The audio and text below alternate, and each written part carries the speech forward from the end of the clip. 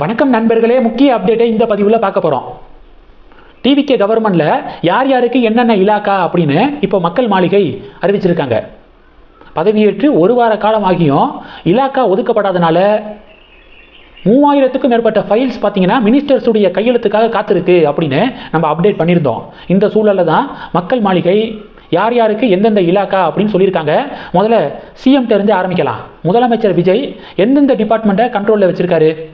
IAS, IPS, police department, உள்துறை, இளைஞர்கள் நலன், குழந்தைகள் நலன், பெண்களுக்கான சிறப்பு திட்ட அமலாக்கம், நகராட்சி நிர்வாகம் மற்றும் குடிநீர் வழங்கல் துறை, இதெல்லாம் முதலமைச்சர் விஜய் பார்த்தீங்கன்னா தன்னுடைய கட்டுப்பாட்டில் வச்சுருக்காரு. ஹோம் மினிஸ்ட்ரி முதலமைச்சருடைய கண்ட்ரோலில் இருக்குது. சட்டம் ஒழுங்கெல்லாம் ஹோம் மினிஸ்ட்ரிக்கு கீழே வரும். ஸ்டாலின் கடந்த காலத்தில் சட்டம் ஒழுங்கு என்னுடைய நேரடி கட்டுப்பாட்டில் இருக்கும் அப்படின்னு தேர்தல் வாக்குறுதி கொடுத்துருந்தாரு. ஆனால் டிஎம்கே ஆட்சியில் சட்டம் ஒழுங்கு இஷ்யூ ரொம்ப பீக்காக இருந்துச்சு. டிஎம்கே ஆட்சியை இழப்பதற்கு அதுவும் ஒன் ஆஃப் த ரீசன்ஸ். இந்த முறையும் சட்டம் ஒழுங்கு முதலமைச்சருடைய கண்ட்ரோலில் இருக்குது.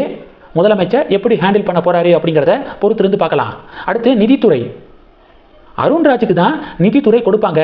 ஏன்னா அவர் IRS ஆஃபீஸரு. அதனால நிதித்துறையை அவர் தான் எடுத்துக்க போகிறாரு அப்படின்னு ஒரு டாக் இருந்துச்சு. ஆனால் ஒரு ட்விஸ்ட்டு, செங்கோட்டையனுக்கு நிதித்துறை வழங்கப்பட்டிருக்கு.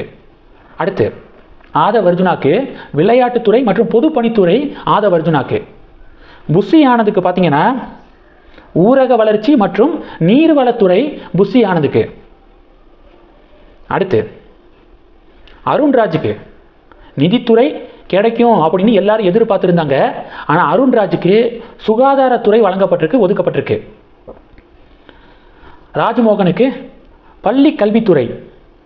ராஜ்மோகனுக்கு என்ன துறை? பள்ளி கல்வித்துறை வழங்கப்பட்டிருக்கு.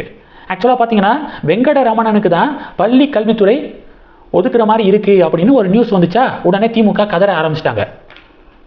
திமுக தோழமை கட்சிகளும் கதறல். ஏன்னா வெங்கடரமணன் பார்த்தீங்கன்னா பிராமண சமூகத்தை சேர்ந்தவர். பிராமண சமூகத்தை சேர்ந்தவருக்கு எதுக்காக பள்ளி கல்வித்துறை? ஆளூர் ஷாநவாஸெல்லாம் அறிக்கை, அவருக்கு பள்ளி கல்வித்துறையை ஒதுக்கக்கூடாது. சமூக நீதி அடிப்படையில் இந்த கல்வி உரிமை மறுக்கப்பட்ட சமூகத்திலிருந்து சமூக நீதி அடிப்படையில் மேலே முன்னேறி வந்திருப்பாங்களே, அந்த சமூகத்தை சேர்ந்தவங்களுக்கு தான் கொடுக்கணும் அப்படின்னு ஆளூர் ஷாநவாஸ். இதை தவிர திமுகவுடைய தோழமை கட்சிகளுக்கு அரசியலே தெரியாதா? எதுக்கு எடுத்தாலும் பிராமண எதிர்ப்பு தான் அரசியலா? பள்ளி கல்வித்துறை யாருடைய கண்ட்ரோலில் இருந்தால் என்ன? எல்லா மக்களுக்கும் பொதுவான ஒரு நிர்வாகத்தை கொடுக்கணும். எல்லா மக்களும் முன்னேறுவதற்கான திட்டங்களை வகுக்கணும். அதுதான் முக்கியம். வெங்கடரமணன் இருந்தால் என்ன, வேற யார் இருந்தால் என்ன அப்படின்னு நம்ம கூட சொல்லியிருந்தோம். ஆனால் திமுகவுடைய தோழமை கட்சிகளுடைய குரலுக்கு விஜய் பயந்துட்டாரு அப்படிங்கிறத நான் பார்க்குறேன். வெங்கடரமணனுக்கு பள்ளி கல்வித்துறை ஒதுக்கப்படலை.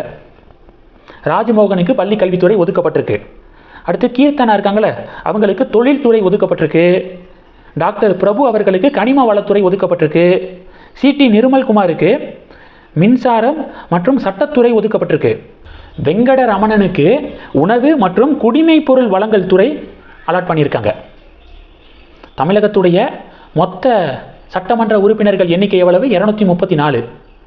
அதில் 15 விழுக்காடுக்கு மேலே மினிஸ்டர்ஸுடைய எண்ணிக்கை தாண்டக்கூடாது. அந்த வகையில் 35 தாண்டக்கூடாது தமிழக மினிஸ்டர்ஸுடைய எண்ணிக்கை.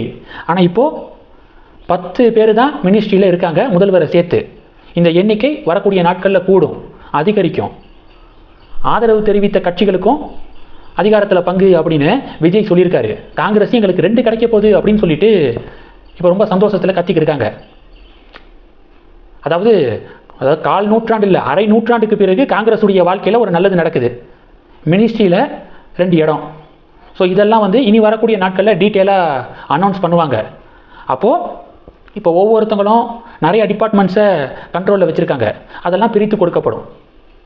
இதுதான் டிவிகேவுடைய இப்போதைய இலாக்கா, மினிஸ்டர்ஸுடைய இலாக்கா. இதை பற்றி உங்களுடைய பார்வைகளை கமெண்ட் பண்ணுங்கள். குறிப்பாக பள்ளி கல்வித்துறை வெங்கடரமணனுக்கு ஒதுக்கப்படாமல் ராஜ்மோகனுக்கு ஒதுக்கப்பட்டது குறித்து உங்களுடைய ஃபீட்பேக்கை தெரிவிங்க. டிஎம்கே தோழமை கட்சிகளுடைய அது போன்ற வாதம் சரியான வாதமா? என்னை பொறுத்த வரைக்கும் ரொம்ப தப்பான வாதம். என்ன கம்யூனிட்டி அப்படின்னு பார்த்து பள்ளி கல்வித்துறையை கொடுக்கறது ரொம்ப ரொம்ப தப்பு.